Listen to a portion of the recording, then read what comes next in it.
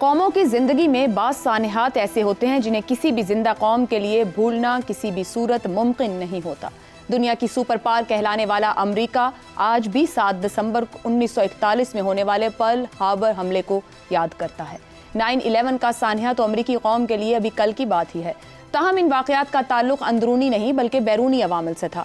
قوموں کے لیے ایسے سانحات کو برداشت کرنا زیادہ تکلیف دہ ہوتا ہے جن کا تعلق اندرونی واقعات سے ہو۔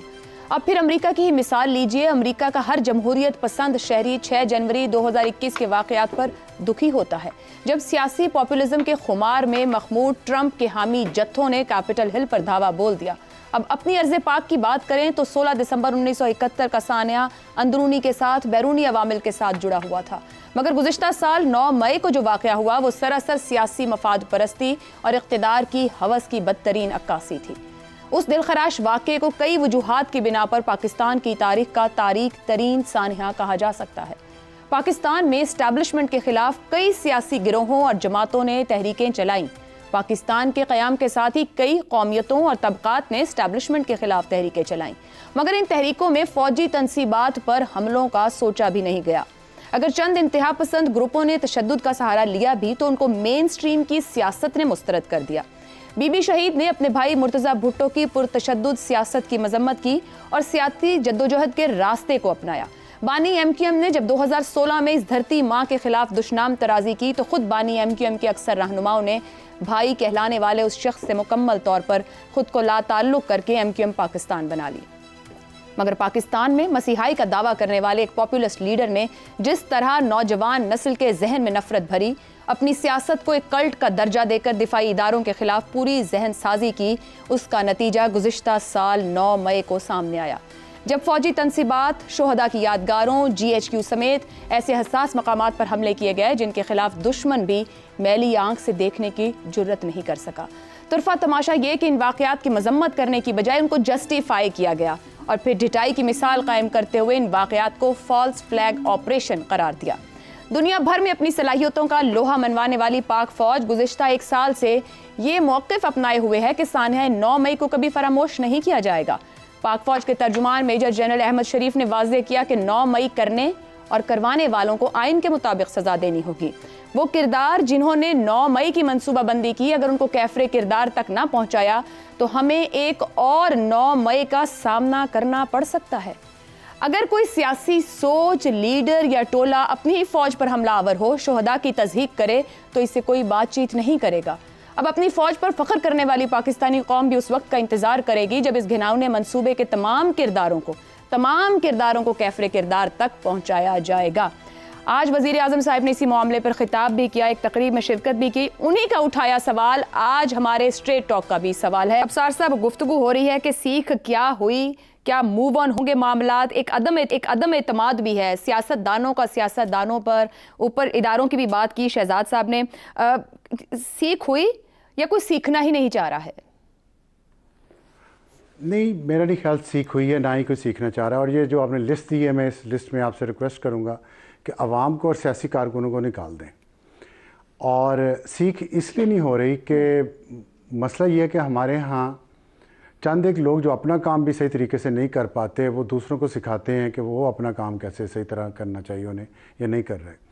سیکھتا انسان تب ہے جب اس انسان کا ضمیر زندہ ہو، جب اس کو اس کی غلطی بتائی جائے تو وہ بتانے والے کی نیت پہ شک، جو مکار لوگ ہوتے ہیں نا، وہ بتانے والے کی نیت پہ شک کر کے اس کے اوپر الزام لگا دیتے ہیں اس بات کا کہ یہ فساد پھیلا رہا ہے۔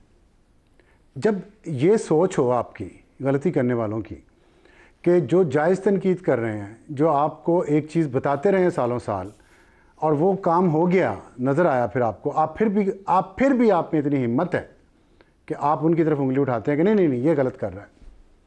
ایسے نہیں کوئی سیکھ سکتا۔ سیکھنا چاہیے سیاسی جماعتوں کو اور مقتدرہ کو۔ 9 مئی کو جو ہوا، جو مقصد تھا، وہ تقسیم سے کتنا بڑا تھا، میں اس پہ بولوں یا آپ سب کو سمجھ ہے اس کی؟ تو چھوڑیں ان باتوں کو، صرف میسنجر کے پیچھے ہر وقت پڑے رہنا مناسب نہیں ہوتا۔ میں اس کو سخت ناانصافی سمجھتا ہوں اپنے ساتھ اور زیادتی سمجھتا ہوں، یا میں نرم سے نرم الفاظ میں اپنی بات کر رہا ہوں کہ اگر کوئی شخص صدقے دل سے آپ کو بتا رہا ہے، ہم جھوٹ کے ماحول میں رہنے کے اتنے عادی ہو چکے ہیں کہ جہاں ذرا سا سچ نظر آتا ہے ہماری آنکھیں چندیا جاتی ہیں. جب تک ہم سچ کا سامنا نہیں کریں گے آنکھیں کھول کے اور مانیں گے نہیں کہ ہاں یہ غلط ہو رہا ہے یہ اور یہ ایسے ایسے پرابلمز ہیں، ہم ان کو سولوشن نہیں نکال سکتے، ہم ان کو حل نہیں کر سکتے. سیدھی سی بات ہے. ججز کاکے چھننے نہیں ہیں کہ میڈیا پہ بیٹھے ہوئے 2-4 لوگوں نے کہہ دیا تقسیم ہے تو وہ تقسیم ہو گئے اور وہ ایک دوسرے کو پیچھے پڑ گئے. کمال کرتے ہیں پاکستان کی سب سے بڑی پوزیشنز پہ وہ بیٹھے ہیں جو فیصلہ دیں گے اس کے بعد اللہ میاں اس فیصلے کو تبدیل کر سکتا ہے اور کوئی نہیں. اور وہ اتنے کم ذہن ہیں کہ وہ 2-4 لوگوں کے باتیں کرنے سے وہ بہک گئے. یہ نہیں ہے بات. درست ہے جی. دیکھیں پہلے اس کو غور سے دیکھیں. زغم صاحب کیا معاملات اتنے ہی سادہ ہیں؟ ہم سیکھ کی بات کر رہے ہیں، اتنا مشکل معاملہ کیوں ہو گیا ہمارے لیے انٹروسپیکشن اور لرننگ کا؟ اچھا، سب سے پہلے تو شہزاد صاحب نے میرے جس کمنٹ کا حوالہ دیا، جو سابقہ قیادت ہوتی ہے کسی ادارے کی، اس ادارے کا بہت بڑا سرمایہ انٹلیکچول کیپٹل ہوتی ہے. بالکل. اور یقیناً شہزاد صاحب جیسے لوگ ہمارے فورسز کا انٹلیکچول کیپٹل ہے. صرف فورسز کا ہی نہیں، میرے خیال ہے پوری حکومت کا بھی، ایگزیکٹو کا بھی. میں یہ بات کر رہا تھا کہ نواز شریف صاحب جیسے لوگ جب باہر بیٹھ کر ایک پیرل گورنمنٹ قائم کرتے ہیں یا ادارے کے اندر، حکومت کے اندر انٹرفیرنس کرتے ہیں تو وہ خطرناک ہوتی ہے. اور میرے خیال ہے شہزاد صاحب اتفاق کریں گے کہ فورسز میں یہ نہیں ہوتا کہ شہزاد صاحب جو ہیں وہ ایئر فورس کو چلانے کے معاملے میں کسی طرح کی انٹرفیرنس کریں جس طرح کی حکومت پاکستان میں ہو رہی ہے. ادروائز یہ بہت ہی اہم بات ہے اور یہ 9 مئی کا بھی سبق ہے کہ باہر سے جو وزڈم ہے، جس قوم کا انٹلیکچول کیپٹل ہے، اس سے مدد لی جائے. سبق کس نے کیا لیے ابھی تک ہمیں معلوم نہیں، لیکن کیا لینے چاہیے اس پر میں جلدی سے بات کر دیتا ہوں. دیکھیے، ایک بات جو بار بار ہم کر رہے ہیں، سال ہا سال سے کر رہے ہیں، کہ اس ملک میں اشرافیہ کو، پاور ایلیٹ کو رولز آف دا گیم بنانے کی ضرورت ہے. اگر رولز آف دا گیم بنے ہوتے، خالی سیاسی جماعتوں کے آپس میں رولز آف دا گیم بنے ہوتے تو 9 مئی نہ ہوتا.